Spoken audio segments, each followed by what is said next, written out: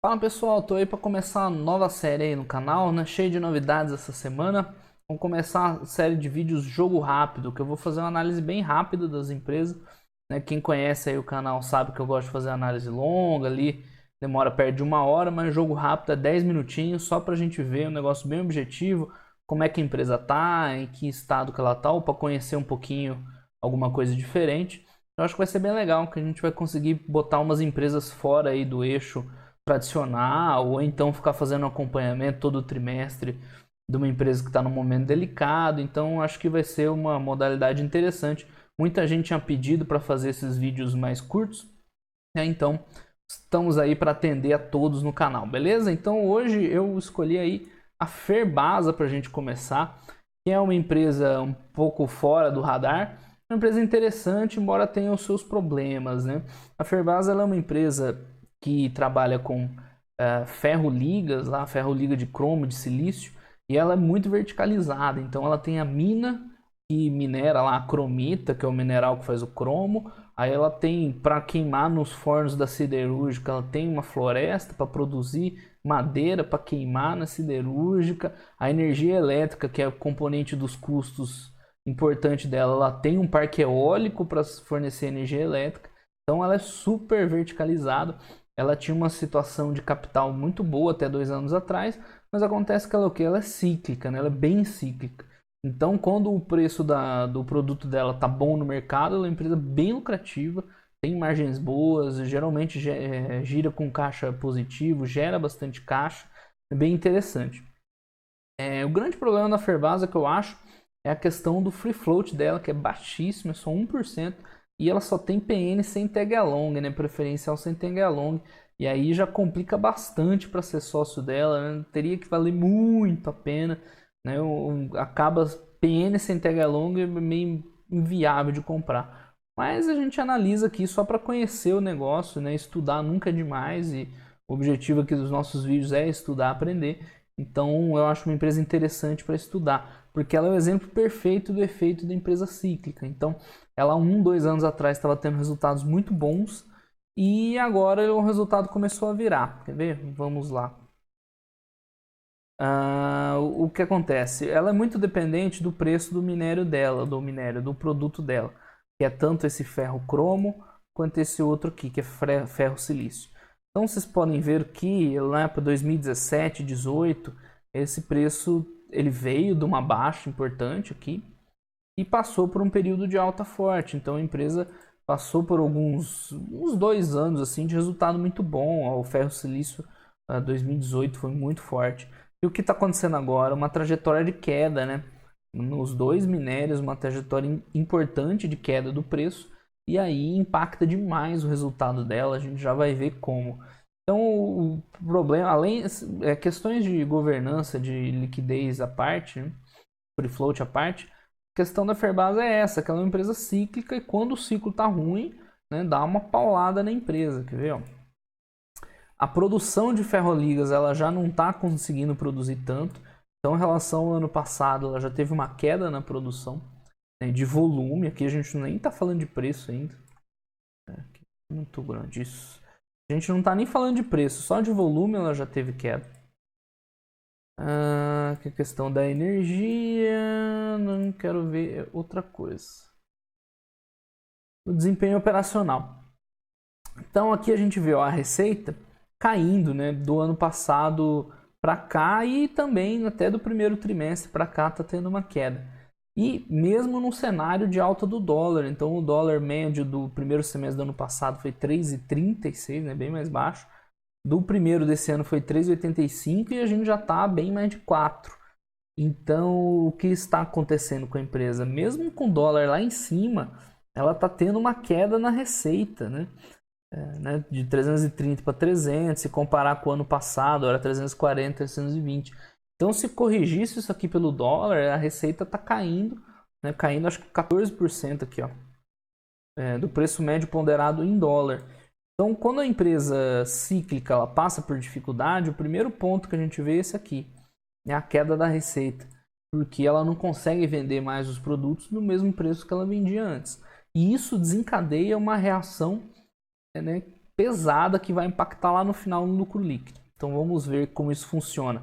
Primeira etapa, né, custo. Então depois da receita vem o custo. A receita a gente já viu que caiu 14.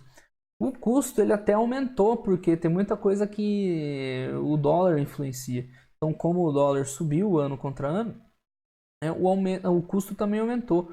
Né, numa base 100 foi para 104, 111, né, aumentos aí de 4, 11%. Então o que você está fazendo? Você está espremendo a margem bruta, porque você abaixa a receita que está em cima e sobe o custo que está embaixo. Então o lucro bruto ele fica bem pressionado, né, ele já cai bastante.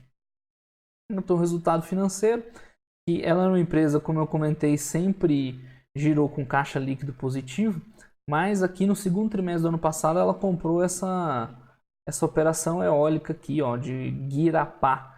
Então, como ela tinha um contrato com a Chesf que estava vencendo, que é esse vermelhinho aqui, está vencendo não, vai vencer lá para 2030.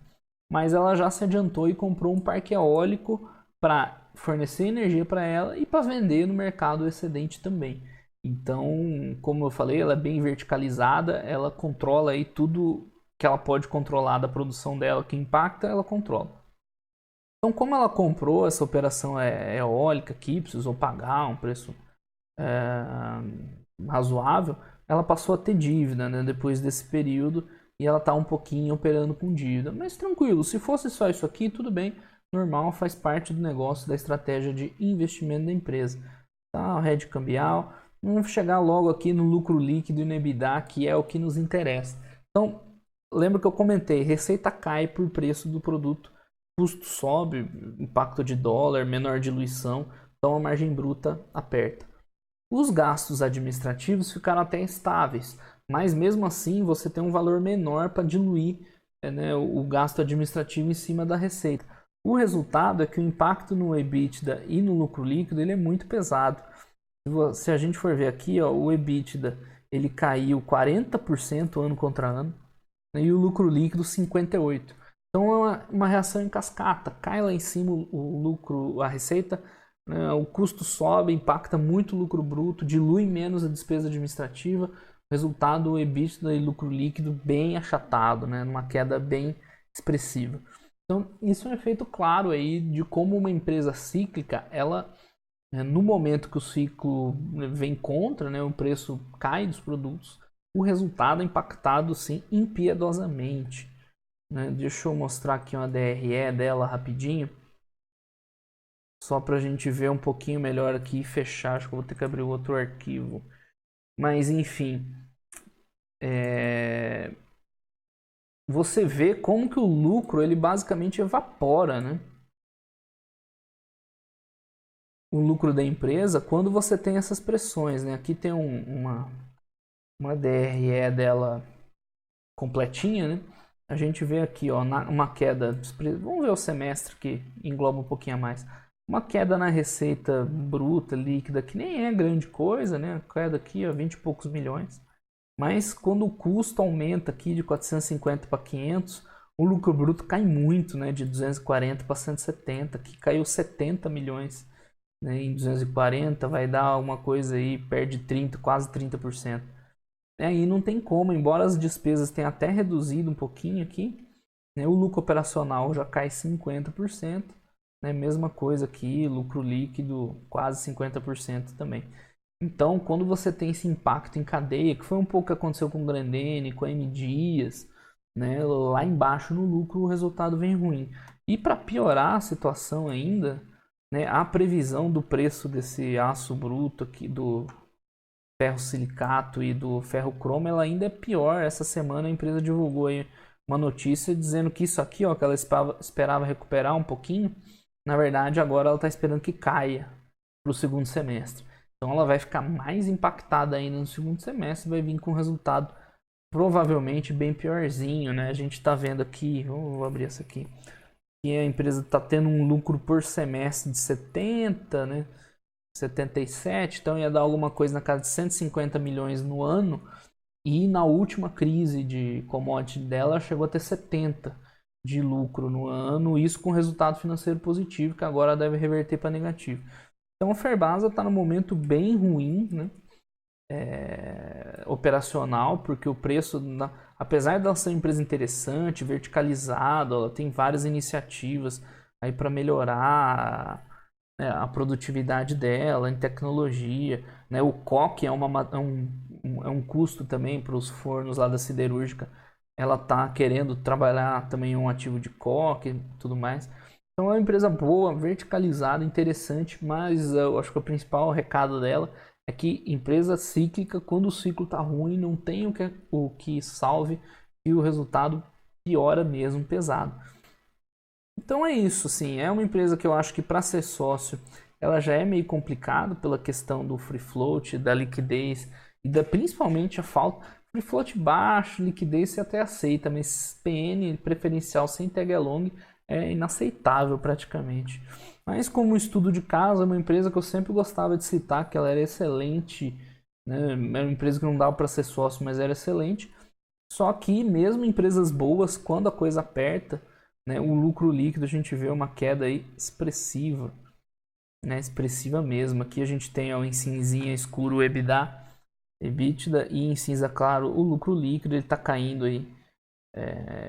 Isso aqui é a margem, né? Ela tinha uma margem de 30%, que é uma margem bem boa para esse setor, né? Já está em 24% e caindo ainda, né? Talvez chegue a uma coisa 15, 10 no futuro.